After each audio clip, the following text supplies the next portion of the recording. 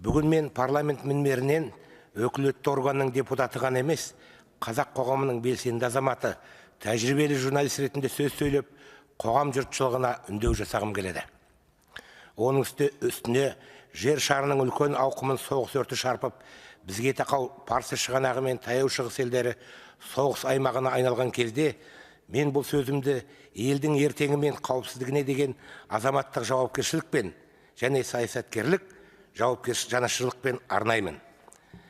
Біз бір ескерте кететін жағдай бар.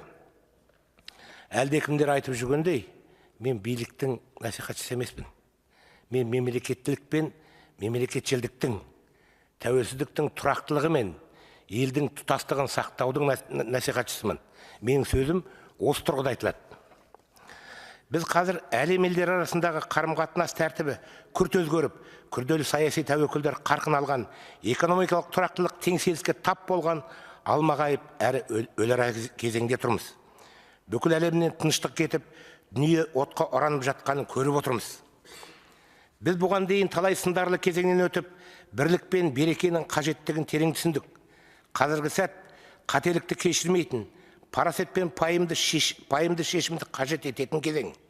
Осындай аумалы төкпелі уақытта Қазақстан өзі таңдаған жолынан таймай, ел қауіпсіздігі үшін батыл бастамаларға бет бұруға тиіс еді. Осы бағыттағы біз үшін ең маңызды бастама жалпы халықтық референдумға ұсынылған жаңа конституцияның жобасы. Алайда көптен күткен нақты саяси өзгерістер бастамасының маңызын түсінбей, қоғамда қиямпұрыс қылық танытып жүрген жекелеген азаматтар бар. Осы ретте бірден айтайын, жаңа конституцияның жобасын оңды-солды, тисе терекке тимесе бұтаққа деп сынаушылар ескі жүйенің диірменіне су құйып жүргенін біле екен. Жалпы елдің іші мен сыртындағы нақты реализм мен конструктивизмнен жұрдай сыншылық бүгінгі жағдайда тап-таза популизмнің үлгісі болмақ. Ата заңның жобасындағы жекелеген баптарда сыртқы тәуекелдерді өз қолымызбен тудырмас үшін сабырға дес берудің сақтық қажеттілігі жасалғанын жасыруға болмайды. Бұл жаһандық тұрақсыздық күшейген кезеңде мемлекеттің ішкі бірлігін, басқару тиімділігін және қауіпсіздігін қамтамасыз етуге бағытталған сақтық шарасы еді.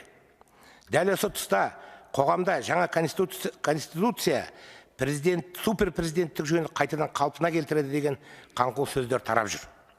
Жоғары лауазымды мемлекеттік тұлғалар сенаттың келісімімен тағайындалатын бұрыннан бар процессуалдық тәртіп ендігі кезекте бір палаталы құрылтайдың құзыретіне ауыстырылатыны президенттің құзыретін күшейтеді деген пікір санаға сыймайды. Бұл негізі жоқ жаңсақ пікір. Біз бұл жаңа конституцияны қабылдаған соң ескі Қазақстанмен толық қош айтысамыз. 2022 жылғы конституциялық реформалар кезінде біз суперпрезиденттік моделден бас тартып, бір рет сайланатын 7 жылдық классикалық президенттік жүйеге көштік. Мемлекеттік саяси қызметтегі туыстық ықпал мен мүдделер қақтығысы конституциялық негізде толығымен жойылды. Сондықтан ескі жүйенің ет жақын өкілі билікке қайтып келеді деген қауесеттің ешқандай негізі жоқ. Жаңа конституция жекелеген тұлғалардың немесе белгілі бір топтардың ықпалын күшейтуге емес, керісінше билік тармақтарының тепе-теңдігін қамтамасыз етуге және туыстық, жеке байланыстар арқылы саяси үстемдік орнату мүмкіндігін шектеуге бағытталған. Бұл жаңа конституцияның бұлжымас қағидаты өзгермес нормасына айналады. Әлде біреуге құрғақ фраза сияқты болып естілетін күшті президент, ықпалды парламент, есеп беретін үкімет қағидасы басшылыққа алынып жатыр. Бірақ бұл қағида бірдемде жөнкей жөнелмегенін тағы да жасыруға болмайды. Көш жүре түзеліп келе жатыр.